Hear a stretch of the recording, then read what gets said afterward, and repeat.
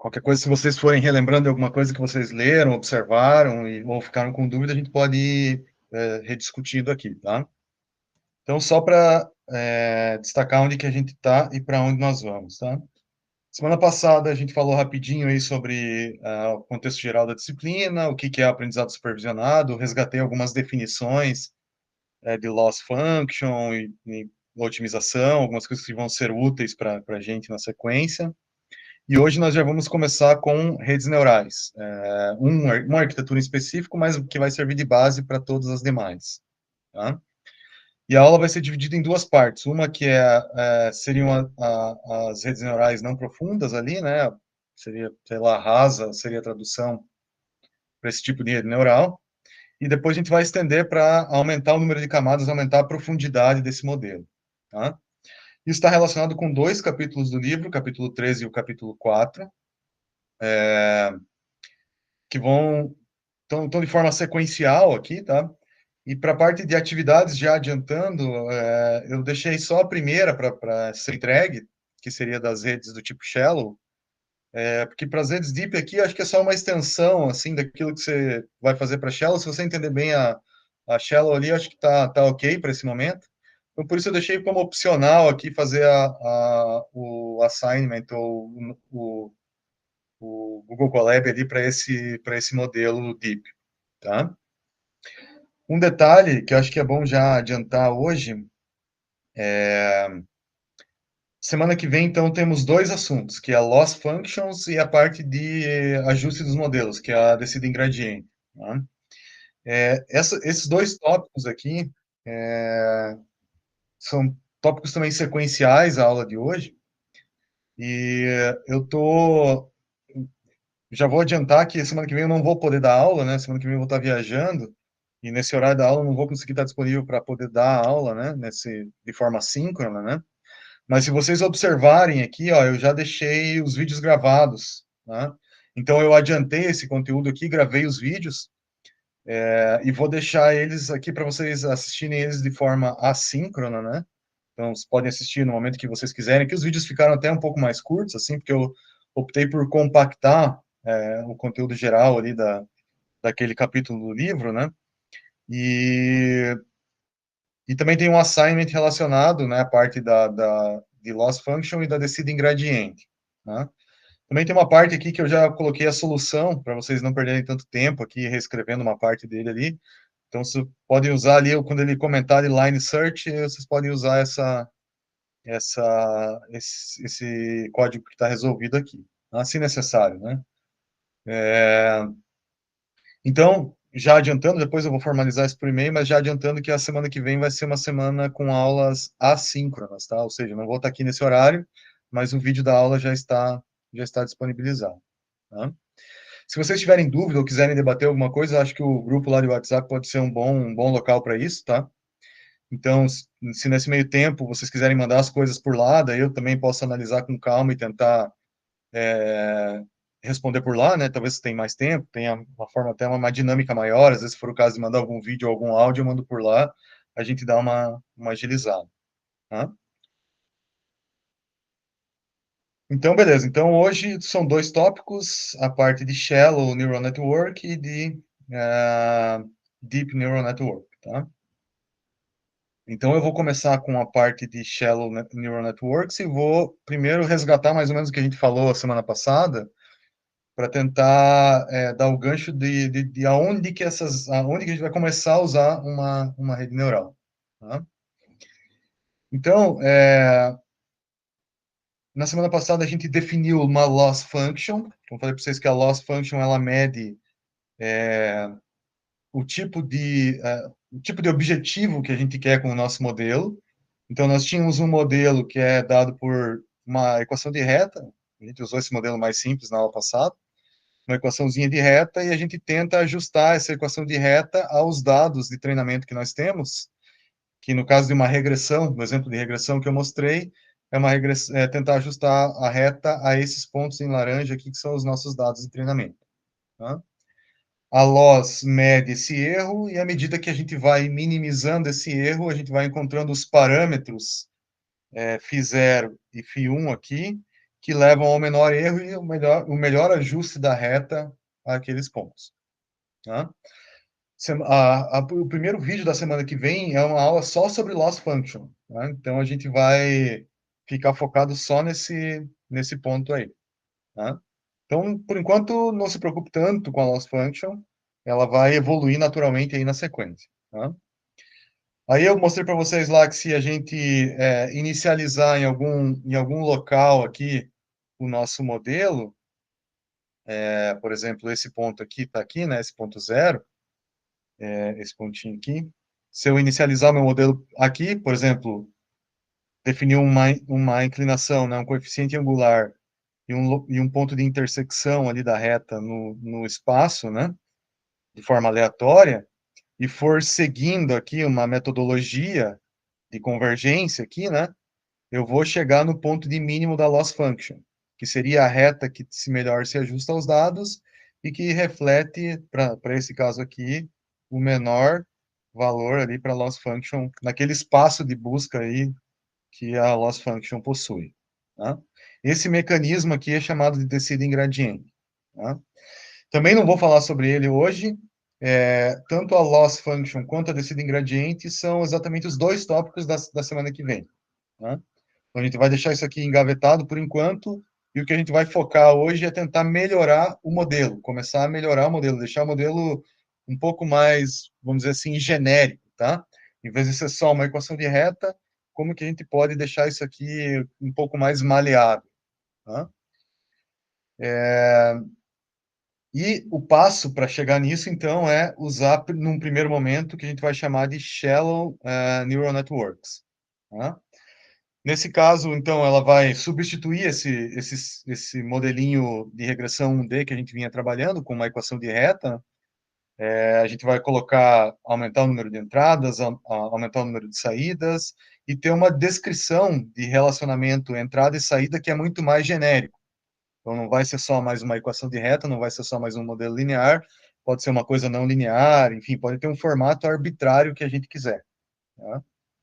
Vou começar com a Shallow Neural Networks, que tem uma interpretação um pouco mais simples, e acho que a matemática é um pouco mais direta aí, né? E aí, no segundo momento, a gente vai aumentar essas redes, vocês vão ver que elas conseguem aumentar aí a complexidade que a gente pode ter para a representação por meio desses modelos. Tá? Então, de novo, loss function e descida em gradiente fica em stand-by, semana que vem a gente vai falar sobre eles. Tá? Então, vamos começar com uma rede do tipo Shell, mais simples possível. Deixa eu só liberar aqui a entrada que está meio travado. Olha. O modelo mais simples possível, que seria uma rede neural que tem somente uma entrada e somente uma saída. Tá? Esse aqui é o roteiro da aula de hoje. Tá? Então, eu vou começar com esse exemplo mais simples, falar um pouquinho, bem rápido, de um teorema da aproximação universal. Aí, o que a gente vai fazer depois é aumentar o número de entradas, aumentar o número de saídas. Na verdade, primeiro as saídas, depois as entradas. Vamos definir o que seria uma Shallow Neural Network do caso geral, falar sobre as regiões que essa Shallow Neural Network pode criar, e um pouco de terminologia também aí para começar a uniformizar essa terminologia de redes neurais que vai ser recorrente nas próximas aulas. Tá? Então, caso mais simples, mais geral, meu objetivo aqui é abrir a matemática desse negócio aqui e passo a passo nela, e vendo como que ela generaliza a representação que a gente está buscando. Tá?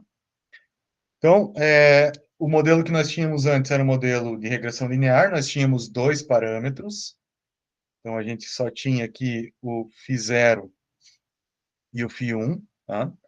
Que era o coeficiente angular e por onde a reta cruzava no eixo y. E agora a gente vai para a nossa primeira rede neural, que vai ter um outro conjunto de parâmetros φ aqui, e vai receber, por enquanto, só uma entrada, tá? Então, eu tenho só uma entrada e, para facilitar, uma saída, tá? Então, só tenho essa relação única aqui, e o que eu estou aumentando, na verdade, é a minha complexidade, em termos dos parâmetros, tá? Então, essa rede neural vai ter mais parâmetros. O que ela vai ter? Ela vai ter um φ0, que ainda tem uma certa relação ali com esse deslocamento, tá? Ainda posso ter essa interpretação aqui, muito embora daqui a pouco isso aqui vai ficar bem mais abstrato, então é melhor não se preocupar muito mais com essa relação da interpretação dos parâmetros, pelo menos não nesse momento aqui, né? Aí tem um outro parâmetro φ1 que multiplica, já vou definir o que é esse A aqui, ó, mais uma equação de reta em cima de x, ó, coeficiente angular e deslocamento.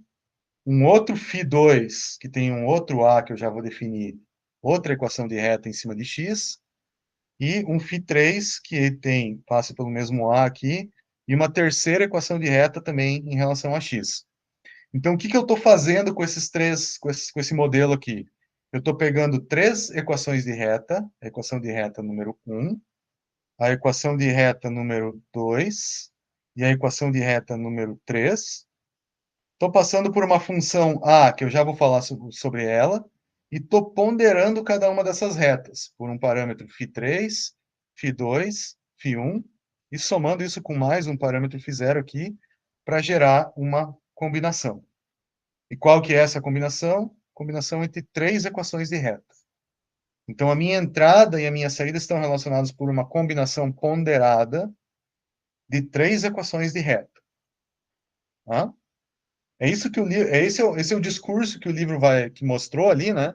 E que ele vai mostrar passo a passo, mas se você entender isso desde já, quando a gente chegar lá no final e ver isso aqui visualmente, né, falando, talvez fique um pouco mais fácil fazer essa ligação. Tá?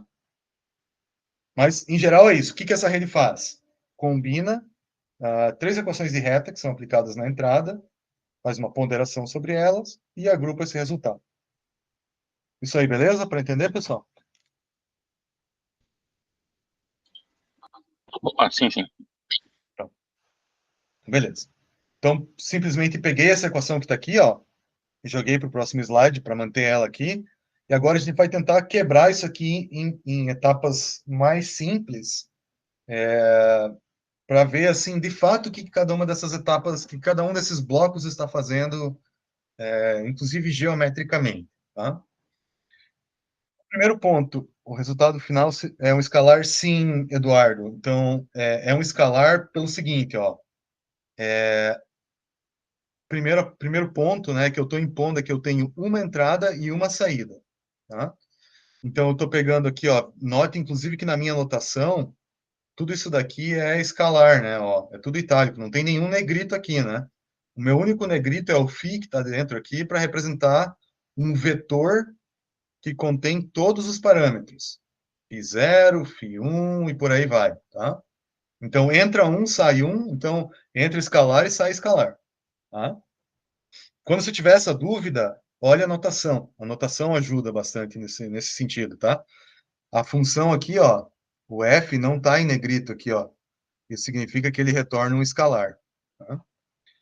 De novo, se você se acostumar com essa notação e achar que ela facilita a tua vida, empregue ela, inclusive, nos documentos que você vai redigir, artigo, dissertação, tese, por aí vai. Porque essa formalização ajuda a resolver exatamente essa tua dúvida aí que você acabou de ter. Tá? O que está entrando e o que está saindo? Às vezes é uma dúvida básica, mas que a própria anotação já mata, né? Então é uma boa prática você seguir esse esquema aí, tá? Beleza? Cara, me perdi aqui, deixa eu ver se eu...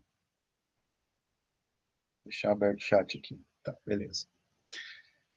Então, primeira coisa, eu vou definir quem são esses A minúsculos que estão aqui, ó. Esse Azinho aqui, né? Que é a tal da função de ativação. Tá? O papel dela vai ficar um pouco mais claro depois, quando eu for comparar diferentes funções de ativação, para vocês entenderem o que cada uma delas faz. Mas nesse primeiro momento, a gente vai usar uma função de ativação que é bem comum em Deep Learning, que é chamada ReLU. Tá? Isso é uma sigla para uma coisa chamada Rectified Linear Unit. Tá? O que essa função de ativação faz? Ela inclui uma não linearidade, então o primeiro papel dela é incluir uma não linearidade, tá? Que vai ficar mais clara, como eu disse depois, quando eu mostrar e comparar com outras. Tá? Mas qual é a não linearidade que essa função de ativação faz? Ela faz uma espécie de uma saturação, uma retificação, para quem é da engenharia elétrica, aí talvez esteja habituado a esse termo. Então, o que ela faz? Ela vai zerar tudo aquilo que é negativo Então, toda essa região que está aqui, ó, que é negativa, ela vai receber zero, então, simplesmente force ser zero aqui, né? Para valores negativos, e para valores maior ou igual a zero, ele recebe o que ele teria mesmo. Então, se era 1, vai ser 1, se é 1.2, é 1.2, e por aí vai. Tá? O que essa função de ativação faz? Por enquanto, só inclui essa não linearidade. Tá? O efeito, efetivamente, dela, a gente vai ver melhor na sequência. Né? Beleza, só inserir aí essa função de ativação. E aí, então, o que a gente tem, né? A gente tem um modelo que tem 10 parâmetros, da onde vem esse número aqui, ó. Se eu contar um por um desses FIAs aqui, ó, eu vou formar o vetor de parâmetros, que tem 10 caras que eu preciso determinar, usando a letra grega para tudo aquilo que é parâmetro, né, na anotação do livro aí. E esse conjunto de parâmetros aqui vai nos fornecer uma família de funções que a gente pode representar por meio desses parâmetros. O que significa isso? Significa que se eu estou combinando diferentes equações de reta aqui, diferentes retas, e fazendo uma ponderação entre elas e somando tudo aquilo, isso significa que diferentes valores de parâmetros vão dar diferentes combinações entre essas retas, que vai resultar numa família de possíveis funções que eu posso ter para os meus dados. Tá? Um conjunto específico de parâmetros determina uma função em particular. Tá? A minha inferência, nesse caso, seria executar essa equação para um dado conjunto de parâmetros e para uma dada entrada. Tá? O meu dataset de treinamento vai ser usado posteriormente para determinar esse conjunto de parâmetros. Então, eu vou escrever uma função de otimização que vai minimizar a loss function em relação a esse conjunto de parâmetros phi aqui, que é um vetor. Tá? E para fazer isso, eu preciso, então, do dataset de treinamento. É ele que vai me fornecer isso, né?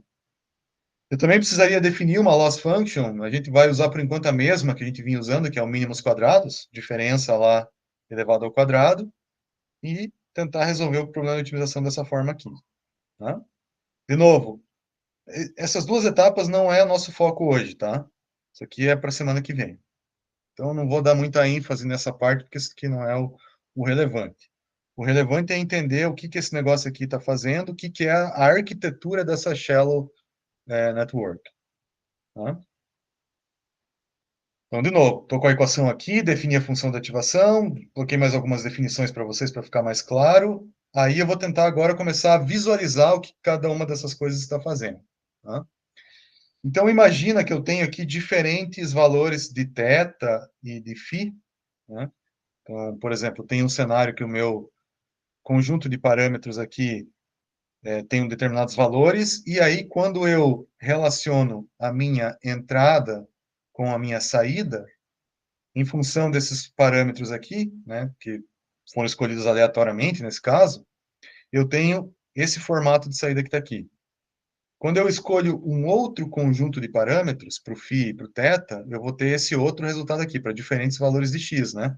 Para o mesmo range de x aqui, ó, entre 0 e 2, por exemplo. E se eu mudar os parâmetros, eu vou ter uma outra representação para esses caras aqui, que seria esse terceiro cenário. Tá? Todos esses três têm alguma coisa em comum, que é um ponto-chave para entender o que é uma rede neural desse tipo aqui, que é um negócio chamado Piecewise Linear Function. Tá? Ou seja, em trechos diferentes aqui, ó, se eu for separar em regiões diferentes aqui, eu posso dizer que cada região eu tenho uma região linear. Então, aqui eu tenho uma equação de reta, aqui eu tenho outra equação de reta, aqui eu tenho outra equação de reta, e por aí vai. Ele é dividido em partes, e cada parte dessa daí é uma região linear. Tá? Por que isso? O que eu falei antes, né? A gente está fazendo uma combinação aqui, ó. Opa. Uma combinação aqui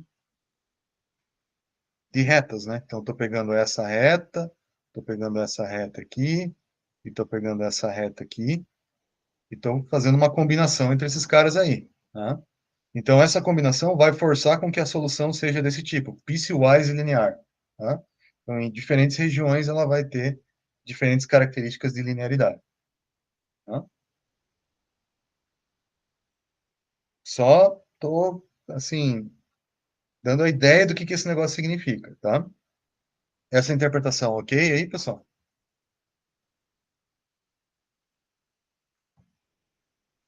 Beleza. É, a gente poderia ainda aumentar essa notação aqui por uma notação que daí já vai se aproximando mais de redes neurais, que seria o que a gente chama de hidden units, né? Que seriam essas unidades escondidas ali, né? Então, essas unidades escondidas, elas têm essa representação matemática, então tudo aquilo que está passando por uma função de ativação, né? Eu vou determinar como uma unidade escondida ali. Nesse caso, como nós temos três funções de ativação, eu colocaria, então, três hidden units aqui, H1, H2 e H3, e cada uma delas teria uma função de ativação aplicada aos parâmetros e à entrada, cada uma com os seus parâmetros, mas a entrada é a mesma, né?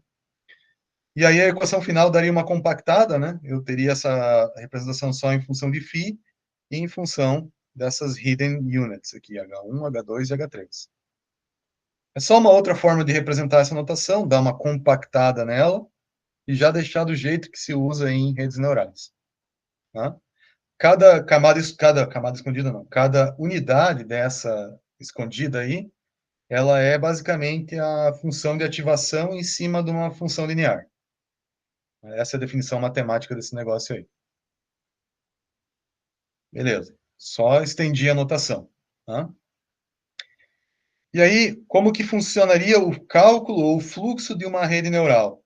Com esse estilo aí, que tem, né, três unidades, né, tem três hidden units, e aí depois eu combino essas hidden units aí para gerar a saída. Tá? Então, o primeiro passo seria o seguinte, né? Eu teria, por exemplo, supondo que eu tenha valores aqui de teta 10, 20, 21, né? Todos esses caras aqui estão determinados, ou seja, eu já tenho um valor para eles. Não estou falando ainda sobre como eles são determinados, só estou falando que existe essa determinação. A Marina perguntou, por que introduzimos unidades ocultas em vez de conectar diretamente a entrada e a saída da general? Para esse modelo parece que não faz sentido mesmo, né, Marina? Porque, assim, é uma notação relativamente simples.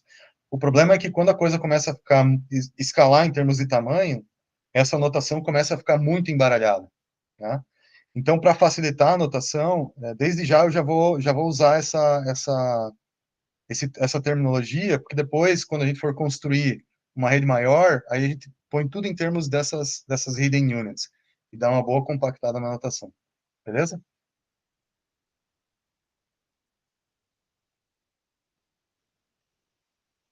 Nos Transformers, o que seriam as hidden units 768, 1024? Cara, a gente chegar aí tem uma história longa ainda, tá?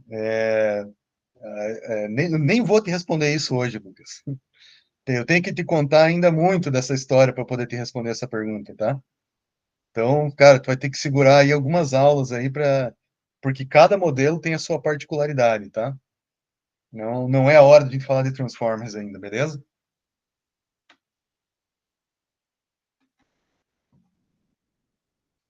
Tá, então, beleza. Então, isso aí é definição das hidden units. Então, estou colocando aqui, ó, tenho três retas que eu defini de alguma maneira aí. A reta laranja, a reta azul e essa azul mais escura. E aí, beleza. O que eu vou fazer em cada uma dessas hidden units? Eu vou aplicar a função de ativação, que é o que o meu modelo está falando aqui, né? Então, se eu tenho uma função de ativação que é uma função de ativação ReLU, ela fala o seguinte: tudo aquilo que é negativo eu zero e tudo aquilo que é positivo eu mantenho. Então, se eu fosse aplicar as funções de ativação aqui, ó, nesses três caras, zerando a parte negativa, né, eu sairia daqui para cá, aplicando a função de ativação e obtendo, de fato, a hidden unit, né, zerar tudo aquilo que é negativo. Né? Basicamente, esse cálculo aí. Tá? Aqui nas figuras interativas do livro, tem algumas coisas que são legais de mostrar. Eu vou compartilhar aqui. Ó. Então, nessa imagem aqui, ó, eu tenho três casos aqui. que seria as minhas três hidden units, né? E aí, se eu mexer nos meus parâmetros, ó, de cada reta, eu mudo ali onde ela cruza o eixo Y, ou posso mudar a angulação e tal, né? Posso mudar a angulação. Opa, perdão. A angulação está aqui, né? E aí, bom, posso fazer isso para cada uma dessas retas, e vocês podem observar que quando eu faço isso e passo pela ReLU, né, eu só zero aquilo que é negativo. Bem tranquilo, tá?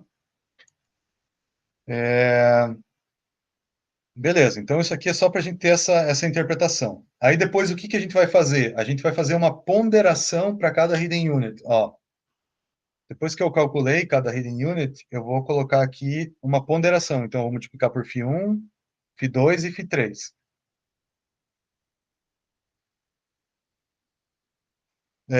Assim, Lucas, cara, para eu te responder isso, a gente vai ter que avançar ainda mais um pouco também, tá?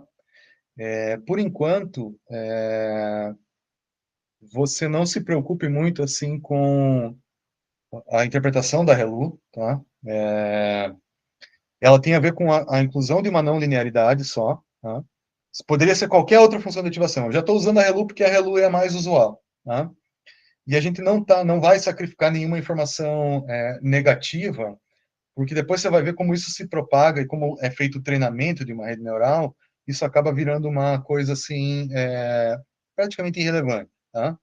Então, eu não vou conseguir te responder totalmente isso agora, por enquanto eu estou só olhando isso aqui do ponto de vista matemático, tá? Mas a gente não perde nada, tá? E a vantagem, efetivamente, você vai ter que esperar mais um pouquinho para eu te responder, tá?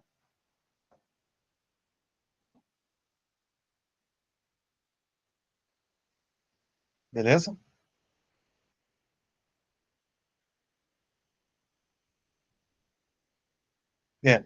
Você já vai sozinho responder isso aí, mas aguenta aí, aguenta mais um pouco, tá?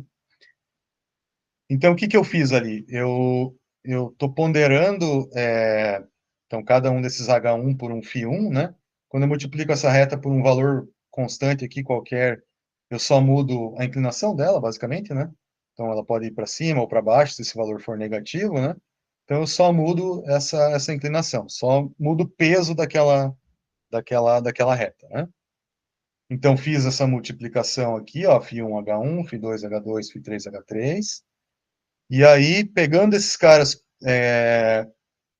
ponderados aqui, quando eu somo essas três parcelas, então, quando eu somo essa laranja, essa azul e essa azul mais escura, eu obtenho, então, essa saída que está aqui, ó.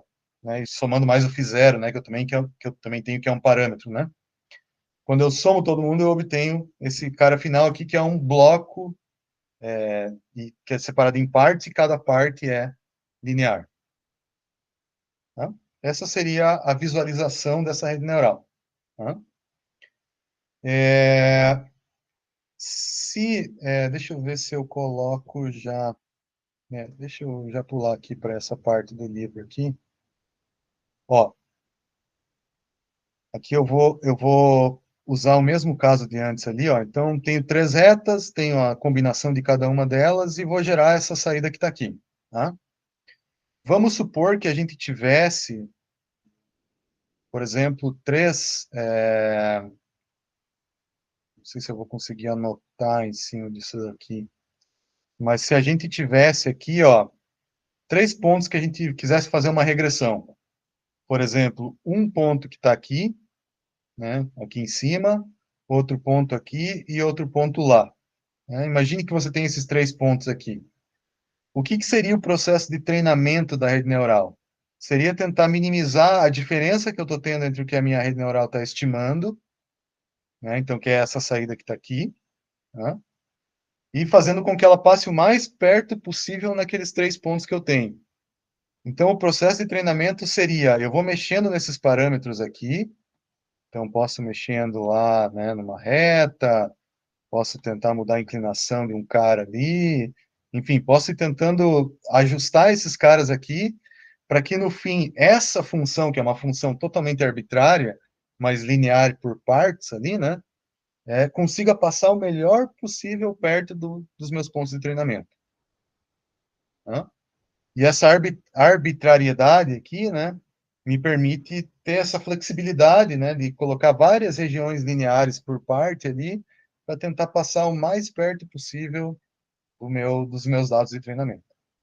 Então, quando eu treino a rede neural, eu vou mexendo nesses parâmetros aqui, para que a saída, se for um problema de regressão, por exemplo, né, para que a saída se ajuste ali com esse piecewise linear aí, o mais perto possível dos meus dados de treinamento. Beleza? Essa interpretação aí, gente, tranquilo?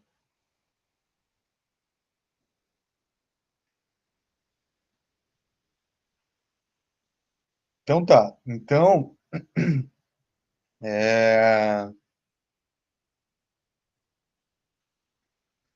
vou voltar aqui para o meu exemplo. Deixa eu passar adiante. Coloquei a somatória e tal. É, então tá aqui.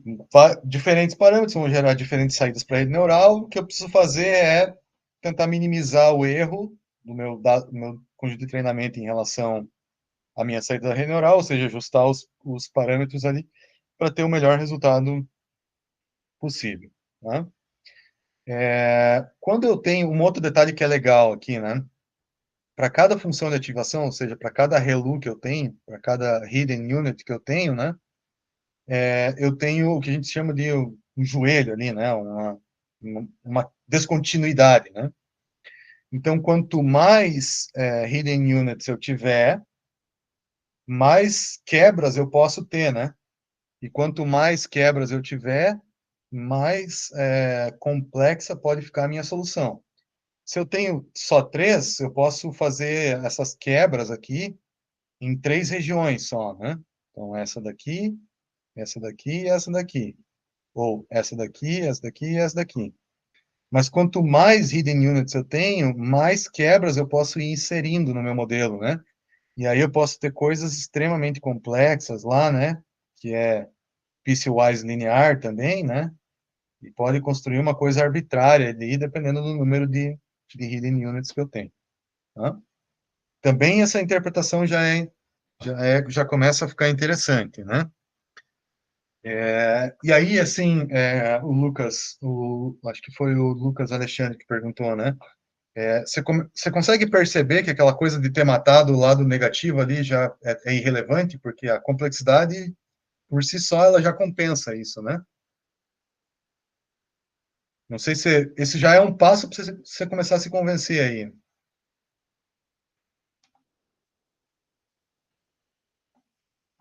Poderia ser qualquer outra não linearidade, né? Outra coisa que é legal observar é o seguinte, ó. Quando eu tenho uma saída, por exemplo, se eu estou nessa região aqui, ó, nessa região, por exemplo, recebi essa entrada aqui, né? E eu estou nessa região. Nessa região, o que que eu tenho? Eu tenho a unidade 1 ativa, né? Que é mais ou menos essa região aqui, né? Aqui para frente do 1 ali. Então, esse cara está ativo aqui, né? Ele tem uma resposta que é diferente de zero. Esse cara aqui também tem uma resposta ali que é diferente de zero. E esse cara aqui tem uma resposta nula. Tá? Então, esse cara aqui tem uma resposta nula. Então, eu posso dizer que a Unit 1 está ativa, 2 inativa e 3 ativa. Então, dependendo da entrada, as minhas units reagem de maneira diferente. Tá? O Killer perguntou, esses joints é de acordo com o número de hidden units. Isso, tá? Tem a ver com o número de, por enquanto, Killer, para não te confundir, é só com o número de hidden units, tá? Então, quanto mais hidden units eu tiver, mais quebras eu vou ter ali na minha função, tá? Depois, quando eu aumentar o número de camadas, for para uma rede deep, você vai ver que também isso pode acontecer, mas acontece de um outro jeito que é um pouco mais complexo de entender, tá? É uma quebra em cima de uma quebra, beleza? Quando você coloca mais camadas. Não sei se te ajuda a entender isso aí, beleza. Aí a Marina colocou, se adicionar mais unidades ocultas, o que aconteceria com o número de joins, com a capacidade da rede, com funções mais complexas? Se você tem mais, por exemplo, se você tem, vamos pensar assim, ó, Marina, se você tivesse uma regressão para fazer aqui, ó, esse ponto e esse ponto aqui.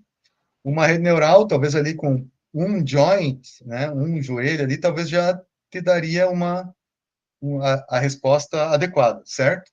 Então, ali já te diz mais ou menos qual que é a complexidade que você deveria ter em número de hidden units, né?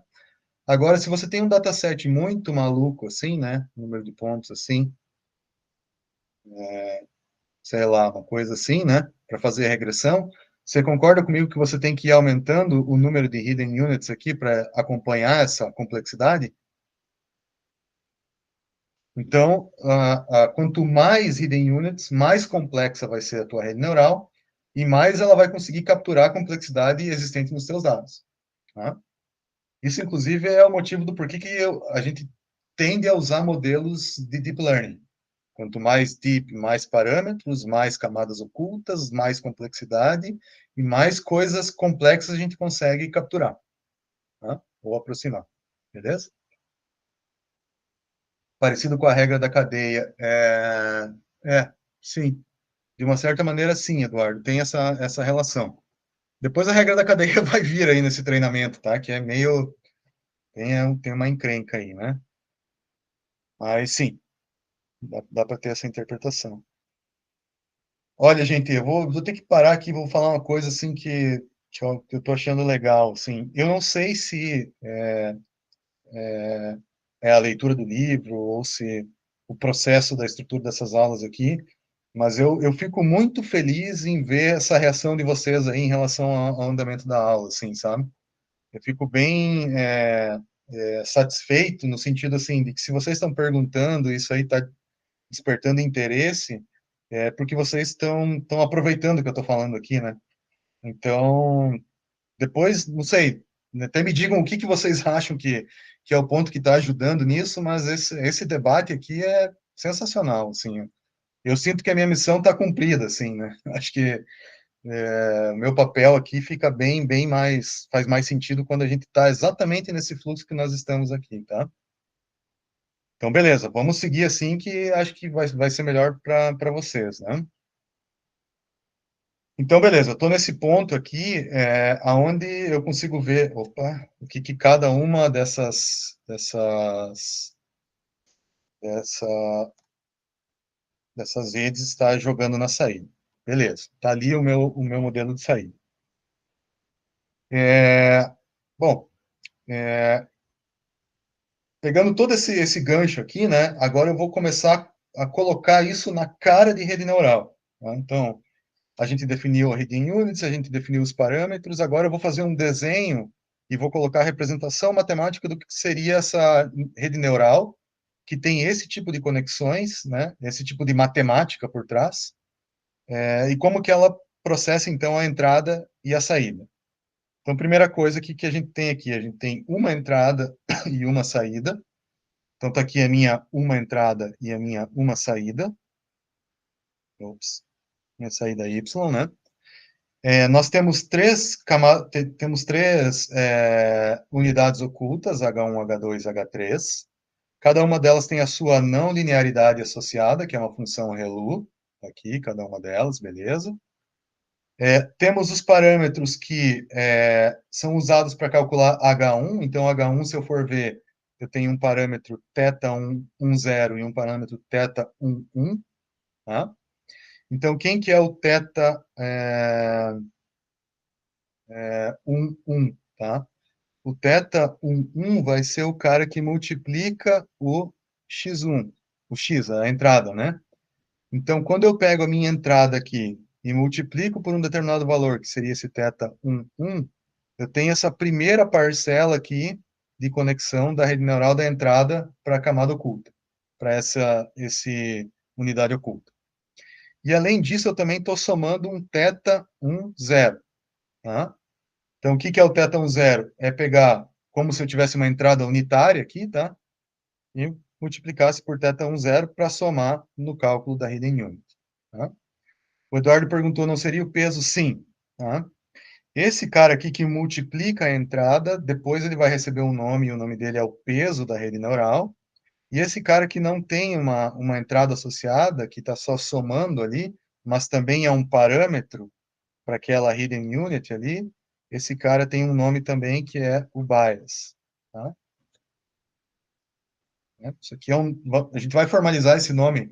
A última parte dessa aula é essa terminologia, tá? Mas é isso aí, tá? E aí, para cada hidden unit, então, eu tenho o H1, o H2 e o H3 aqui, né? Faço esses cálculos, tenho os parâmetros associados. Então, eu tenho essa característica de conectividade, né? Algo que conecta a entrada a essas hidden units, e as hidden units também são conectadas à saída por meio de parâmetros. O φ0, né? Uma entrada unitária aqui, né? Mesma coisa que eu colocar 1 vezes φ0 aqui, né?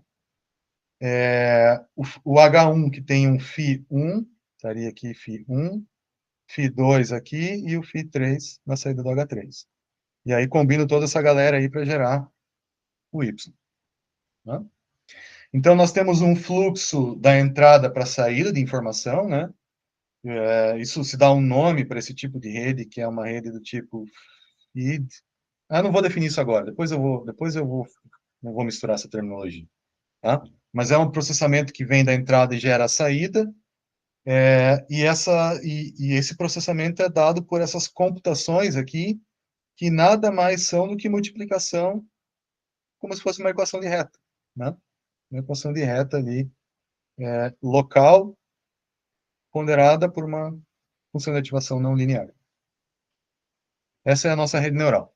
Né?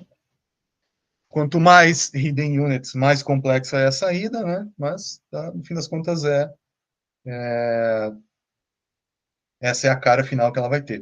O Lucas perguntou, cada hidden unit é um neurônio? Sim, depois ele vai ter um nome, né? Que a gente vai dar para esse cara aqui, que é o neurônio. Tá? Então, aquele H1, H2, H3 ali, ele vai receber um nomezinho ali, né? Que é o neurônio. Tá? Eu não estou tão preocupado com a terminologia, viu, Lucas? Porque o final da aula de hoje é só sobre terminologia. Daí eu vou voltar e vou dar nome para todas essas coisas aqui, tá? Por isso que eu não tô tão preocupado com esse negócio aqui. Tá? E uma notação um pouco mais compacta, que a gente tira fora ali o bias, né? Tira fora aquelas conexões que têm valor unitário, né? Então, tenho a entrada, eu implicitamente sei que tem um bias aqui, um bias aqui, um bias aqui, tá? E gero a saída. Também sei que tem um bias relacionado à saída, mas a gente normalmente não representa. Representa ela de maneira mais enxuta aqui, e aí ela tem essa cara. A entrada pondera para gerar as hidden units, passa pela função de ativação, gera a saída. Tá? Então, tá aí. A primeira rede neural que a gente vai ver é essa daqui. Super simples, mas pelo menos a gente consegue ter uma intuição do que está acontecendo por trás dos panos aí dessa rede neural. Tá? Deixa eu colocar um outro ponto aqui. Se a gente tivesse, deixa eu ver se a figura lá está organizada para isso.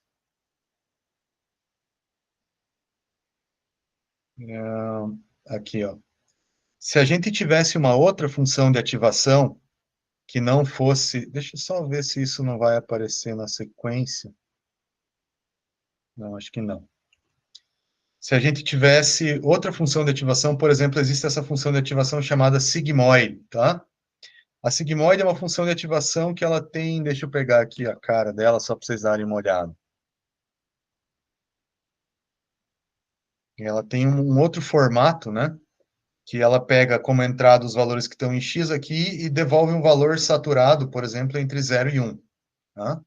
Saturado com esse formato aqui, ela tem essa equaçãozinha, né? Essa é a expressão que ela aplica, uma exponencial e tal, mas ela satura os valores entre 0 e 1. Tá? Então, ela aplica essa saturação. Se a gente tivesse escolhido essa função não linear para nossas hidden units lá, a cara da saída seria diferente. Então, por exemplo, ó, quando eu aplico a sigmoide aqui, vocês vejam que a cara da saída muda, né? Ela fica ali tende aquele S da sigmoide ali, né? Esse Szinho aqui, né? Esse formato de S, que é o que caracteriza ali essa saída da sigmoide, tá? E aí percebam que a saída, se a gente comparar com a ReLU, que fica bem evidente o piecewise linear aqui, né? A sigmoide ela dá uma suavizada, né? Então, ela deixa as transições ali mais suaves entre cada bloco de reta, tá? Por conta dessa suavização que ela aplica aqui, né, na saída. É claro, se eu mudar aqui, ela vai mudar, né, a cara da saída, vai mudar uma série de coisas ali, né? Enfim, basicamente ela gera o mesmo comportamento na saída, só que ela tem essa característica aí que suaviza as transições. E se fosse uma outra função de ativação, tem essa heavy side aqui, não vou mostrar a função dela, mas só para vocês entenderem que a função de ativação impacta significativamente na cara da saída da rede neural. Tá? Beleza. Só um parênteses em relação a outras. Pode falar, Thiago. Agora, uma dúvida, professor. Me ouve bem? Uhum. E digamos que nós tivéssemos muitas unidades escondidas, né? Hidden units aí. Aí, pelo menos na minha intuição aqui, me parece que já não importa mais qual a função de ativação, que ele vai dividir em tantos pedacinhos que vai dar do número mesmo. Mas isso procede assim na vida real? Procede. Só que assim, a função de ativação, do ponto de vista de aproximação da saída, ela, de fato, como você falou, não vai fazer tanta diferença, tá? O que define as escolhas é depois uma questão computacional. Então, por exemplo, quando a gente vai implementar lá o algoritmo chamado backpropagation, que faz a interação para treinar a rede neural efetivamente, determinadas escolhas vão levar a soluções mais complexas do ponto de vista computacional. Então, se você usar a sigmoide ou usar a ReLU tem algumas vantagens computacionais em relação ao sigmoide, que você pode acelerar ali o processo de treinamento. Tá? Então, às vezes, é mais uma decisão prática de implementação e computacional do que com relação à aproximação efetivamente que aquela rede neural vai realizar. Beleza, valeu. Beleza. Tranquilo até aí, pessoal? Mais alguma pergunta?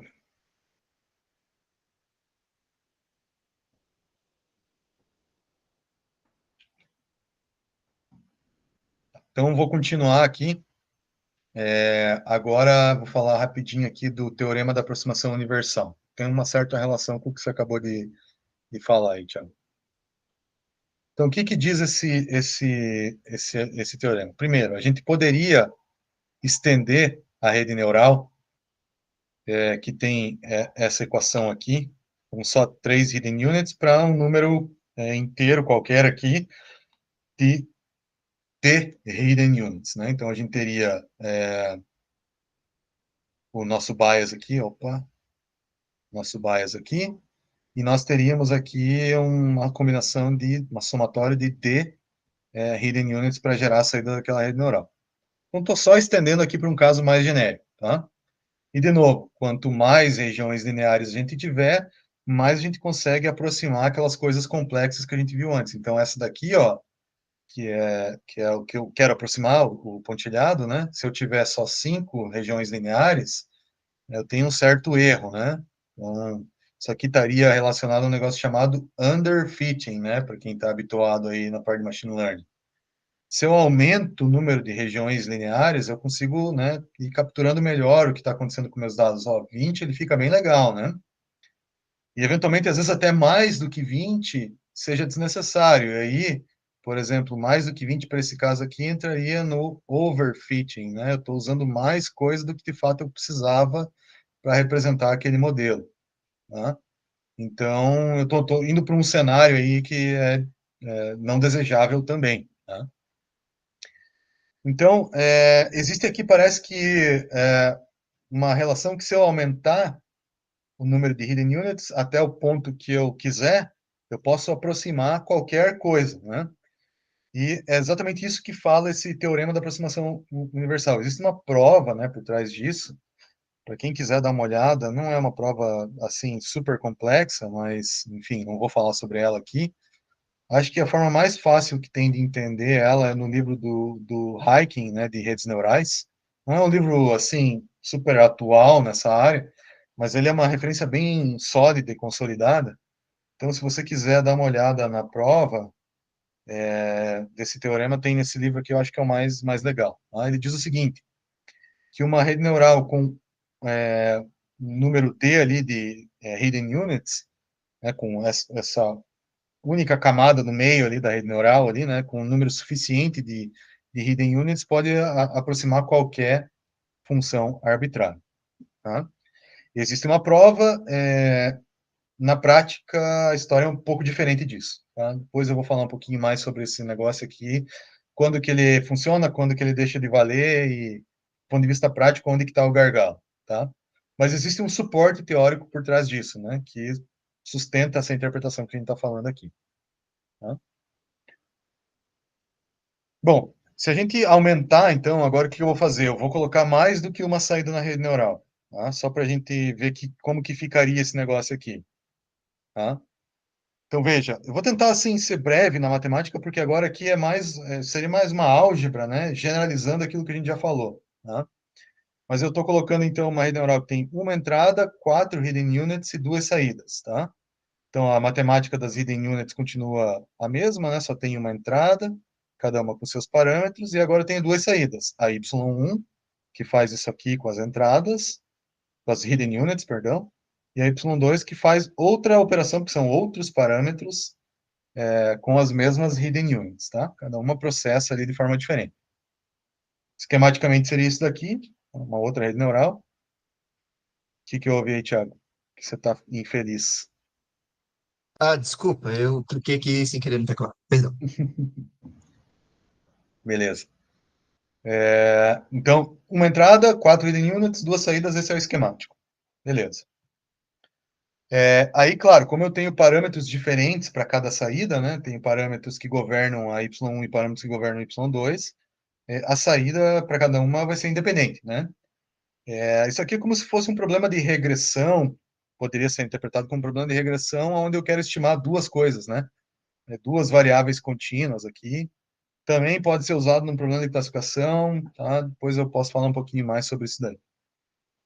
Mas então esse aqui é o nosso cenário, tá? Então muda muito pouca coisa em relação ao que a gente falou antes. Agora o caso, quando eu tenho mais do que uma entrada, começa a embolar um pouco a visualização das coisas, tá? Então vamos supor que eu tenha agora duas entradas e uma saída. Então eu inverti, né? Eu estou colocando duas entradas e só essa saída daqui, tá?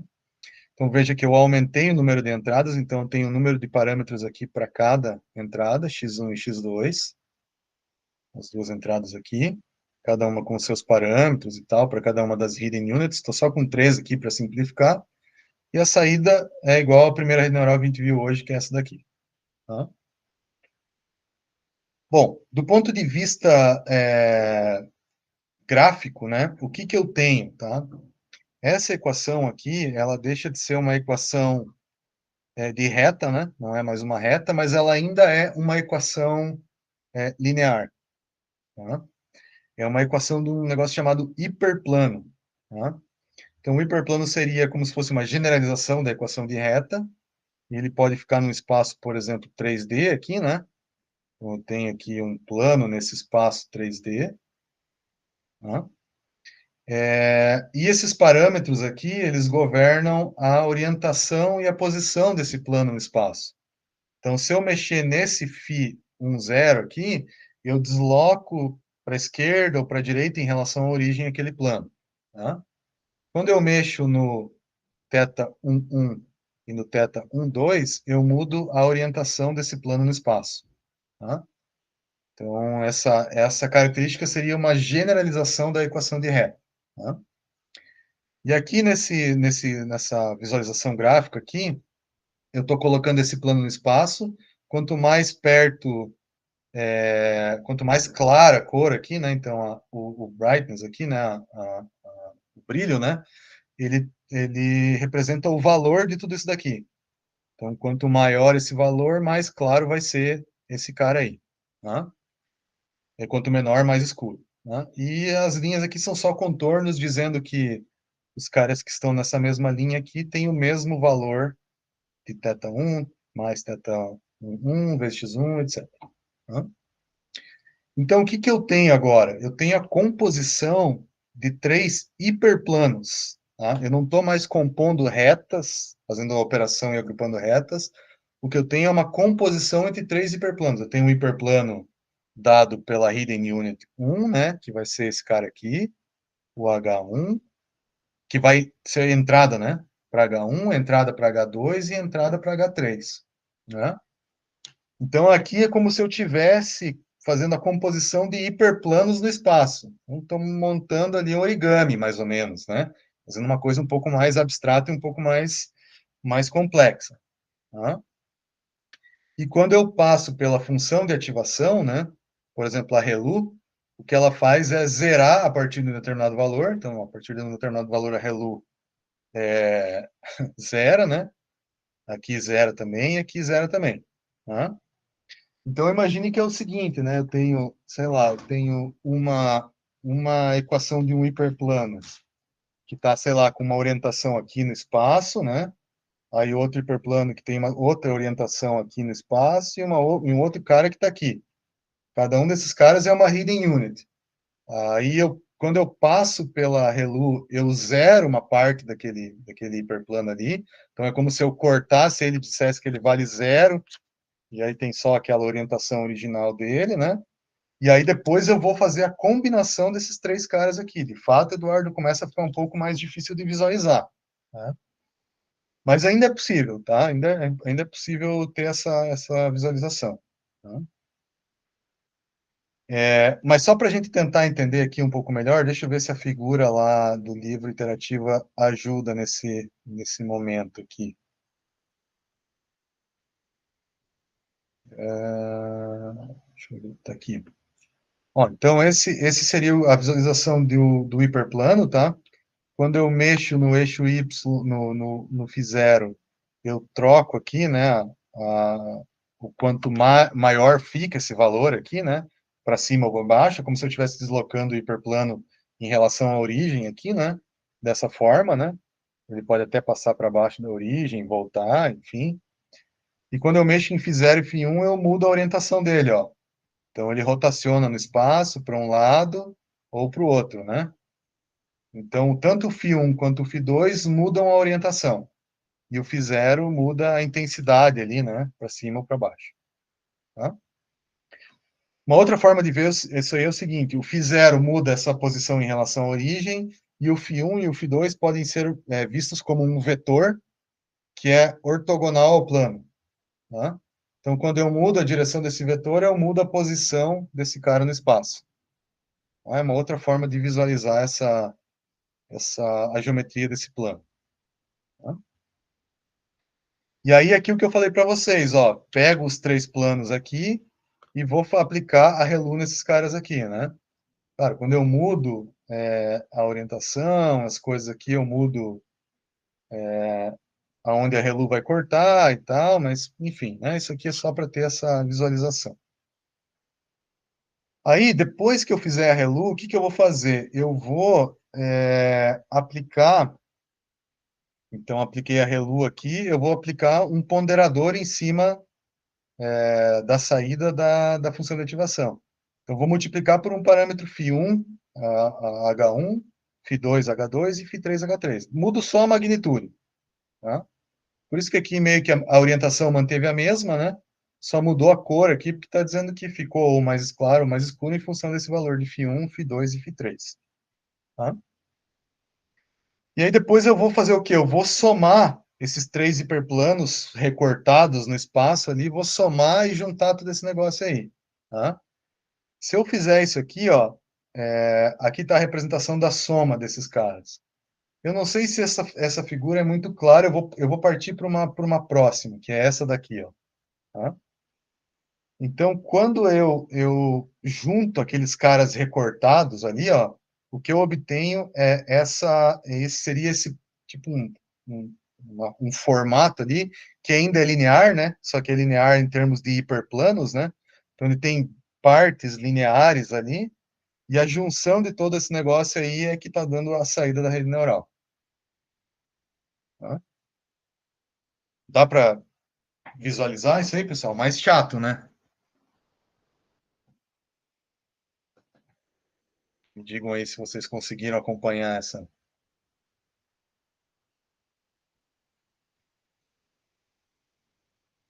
Beleza.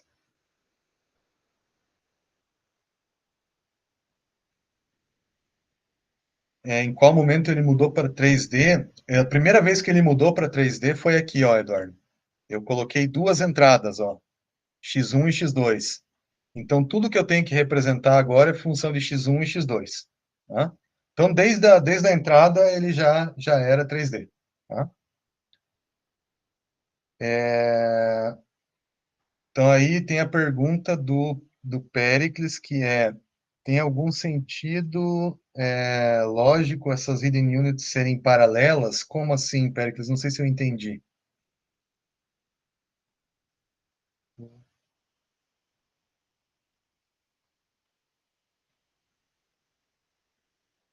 Não sei se eu entendi, Péricles.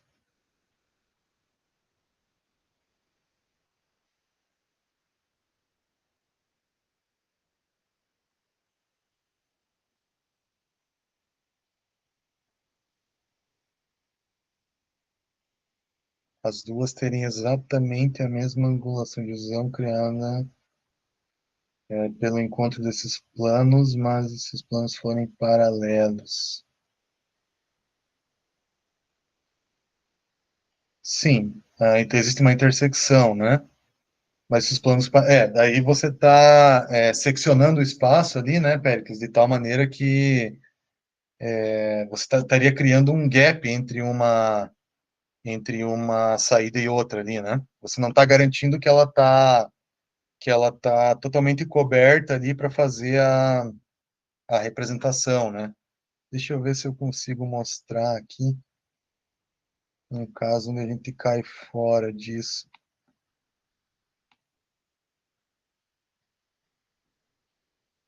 É,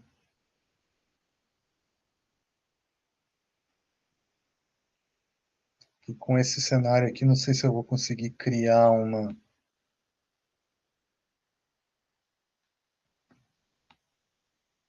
caso extremo aqui, ó.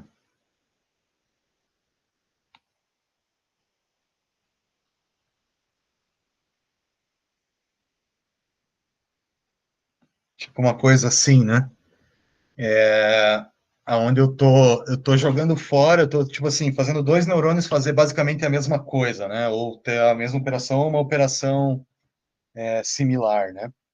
Então, o que tá acontecendo nesse caso aí é que você está matando uma parte da representação do teu espaço, né?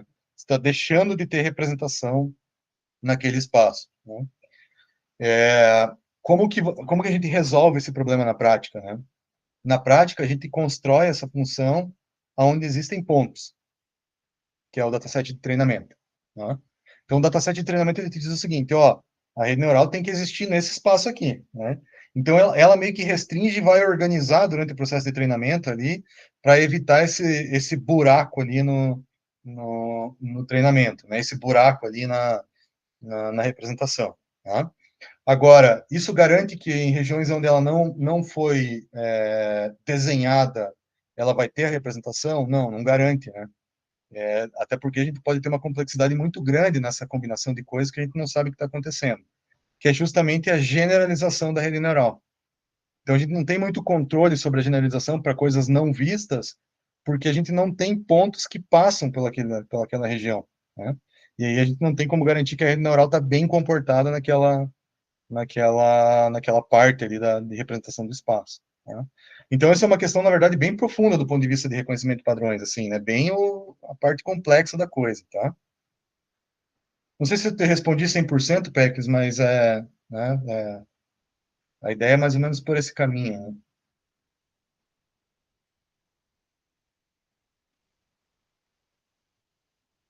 Tá. Acho que o que a galera falou ali, o Lucas e tal, era meio que para tentar ajudar o Péricles ali na pergunta, beleza, né? Mais alguma dúvida aí, pessoal?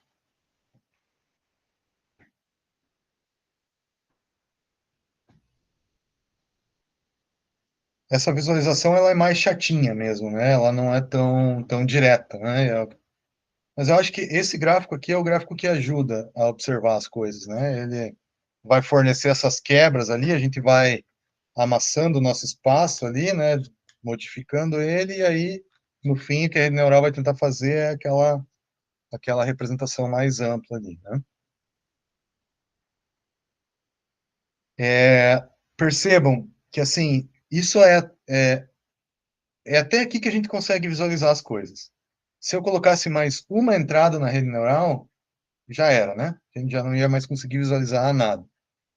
Então, essa visualização, no fim das contas, ela serve só para demonstrar para a gente o seguinte, ó, uma rede neural com uma determinada quantidade de entradas, uma determinada quantidade de hidden units ali, ela é capaz de construir formatos extremamente arbitrários naquele espaço, que é a família de funções que a rede neural é capaz de construir. Tá? Então, é meio que para vocês enxergarem essa capacidade da rede neural, tá? E não, de fato, ficar observando o que ela está fazendo toda vez, porque, né, isso é inviável a partir do momento que a gente aumenta o número de features e deixa a coisa um pouco mais complexa. Beleza, pessoal? Até esse ponto aí, bagunçou demais, deu para acompanhar?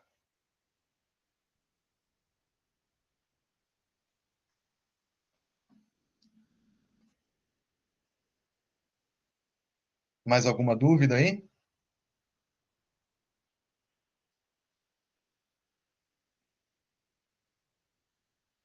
Tá, então eu vou formalizar aqui a parte mais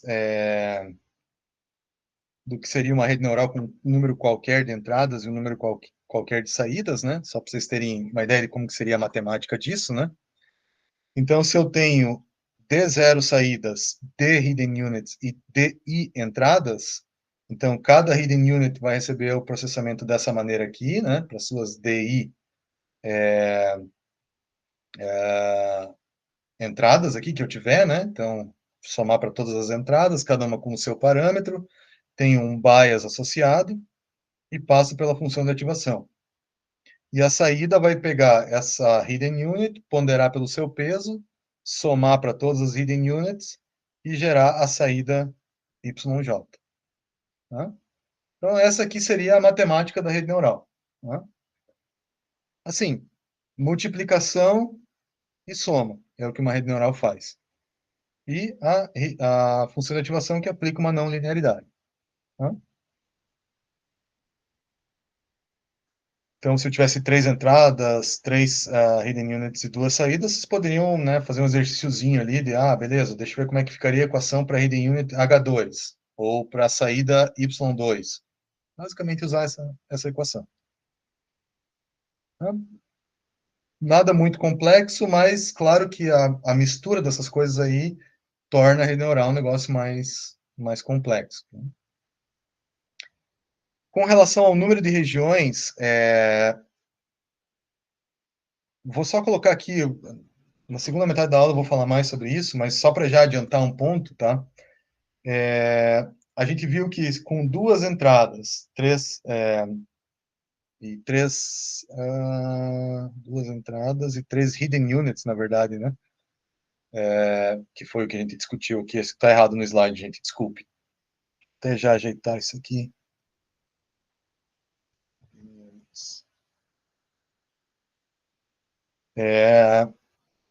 A gente viu que nós conseguimos gerar 7 polígonos, né? Esses chamados polígonos convexos ali, né? 7 regiões aí dada por cada um desses não é, polígono talvez não seja o melhor termo, para essa unidade convexa aqui, tá? Então, esse pedaço de hiperplano, tá?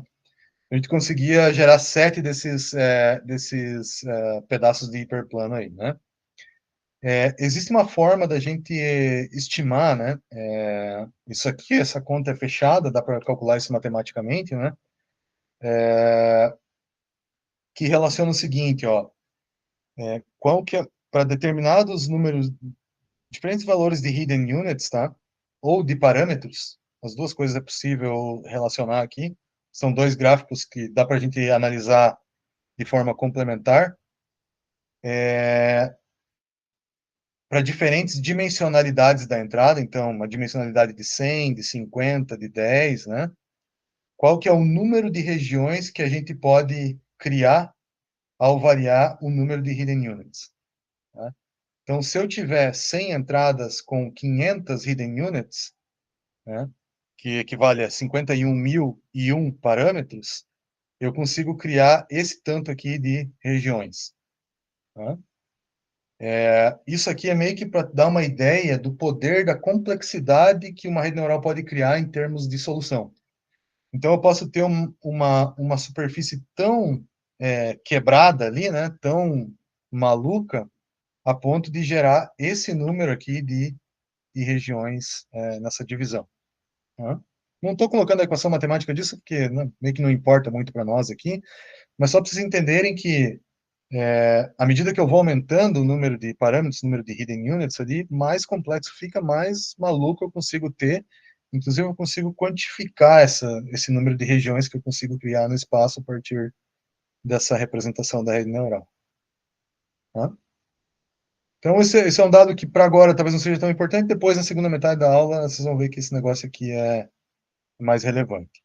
Tá? Então, para fechar a terminologia aqui, numa rede neural desse tipo que a gente viu aqui, tá? Deixa eu colocar todos os nomes que acho que é importante, tá? Aquele cara que é o offset lá, né, que é o que soma com o valor unitário lá, a gente chama de bias.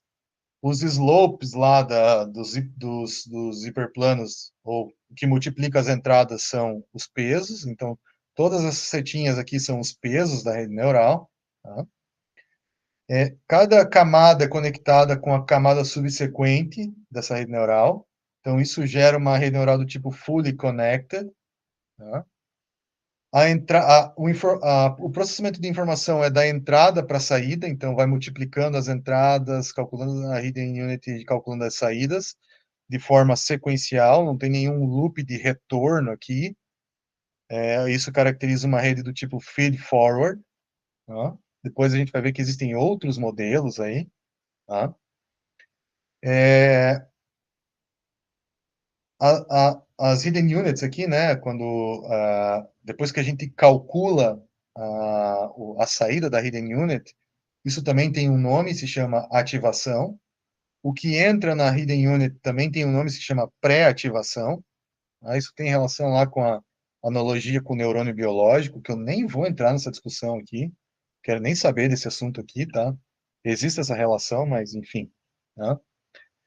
Quando a gente só tem uma camada oculta, isso aqui se chama shallow neural network, mas se a gente colocar outras camadas aqui, né, que são as chamadas camadas ocultas, aonde estão as hidden units, né? Uma camada é oculta porque ela tem as hidden units, ela vai se tornar uma deep neural network, e o número de hidden units tem relação com um negócio chamado capacidade da rede neural, que tem a ver com a complexidade da solução que ela é capaz de gerar. Tá? Então, esse termo também pode aparecer na sequência e vocês já sabem da onde que ele vem. Tá? E, basicamente, para esse primeiro contato aqui, é isso. Tá? As outras funções de ativação, acho que eu já expliquei, então acho que eu não vou esquentar muito a cabeça. O que a gente vai fazer na segunda metade da aula? A gente vai aumentar o número de hidden units. Tá? A grosso modo, é como se a gente estivesse concatenando redes neurais. Tá? Colocando a saída de uma rede neural na entrada da outra. Tá? E aí, claro que a visualização e tudo isso aqui vai ficar bem mais complicado e né, a gente vai ter que ter outros artifícios aí para processar esse negócio. Mas essa é a segunda metade da aula. Para a aula dessa primeira metade, eu queria ir até aqui. Alguma dúvida aí, pessoal? Algum ponto que vocês queiram que eu repita aí em termos de explicação?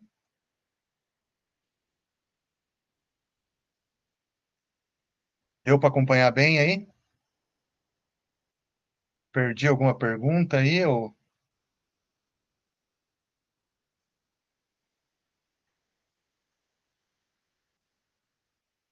vou parar a gravação?